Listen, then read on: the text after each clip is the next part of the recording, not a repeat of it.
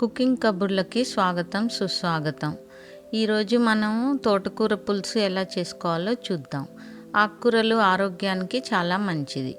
ముందుగా తోటకూర తీసుకొని దాన్ని శుభ్రంగా కడిగేసి సన్నగా కట్ చేసుకొని ఉడికించుకునే గిన్నెలో పోసి పక్కన పెట్టుకోండి.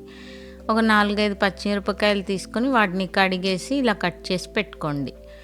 ఒక మీడియం సైజ్ ఉల్లిపాయ తీసుకొని దాన్ని కూడా కడిగి ఇలా పొడవుగా కట్ చేసి పెట్టేసుకోండి. 1 టేబుల్ స్పూను శనగపప్పు తీసుకోండి.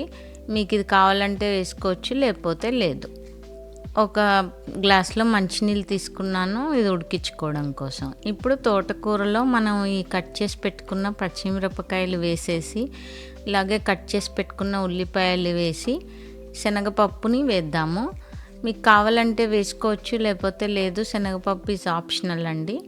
ఇప్పుడు ఇది ఉడికించుకోవడం కోసం మనం కొన్ని మంచినీళ్ళు పోసి వీటిని ఉడికించుకుందాము. మీడియంలో మనం ఇది ఉడికించుకుందాము తోటకూరని.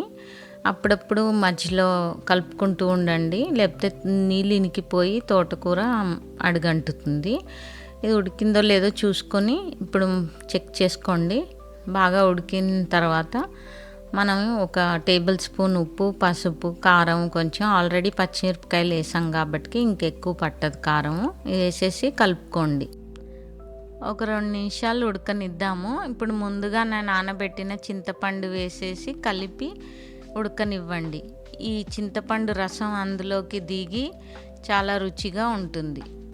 ఈ లోపల మనం పోపు రెడీ చేసుకుందాము. ఒక కళాయి పెట్టి అందులో ఒక 3 టీ స్పూన్ల ఆయిల్ వేసేసి కొద్దిగా ఆవాలు, కొంచెం జీలకర్ర, 1 ఎండుమిరపకాయ, కొంచెం ఇంగువ వేసి ఒక 2 వెల్లుల్లి కట్ చేసి వేయండి. తర్వాత ఒక 2 రెక్కలు కరివేపాకు వేసి పోపు వేగనిద్దాము.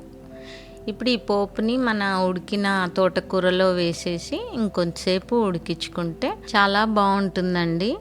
మళ్ళీ చేసుకుంటారు మీరు. ఈ రెసిపీ నచ్చినట్టయితే లైక్ చేసి మన ఛానల్కి సబ్స్క్రైబ్ చేసుకోండి. మీరు ఇంకా సబ్స్క్రైబ్ చేసుకోకపోతే ప్లీజ్ సబ్స్క్రైబ్.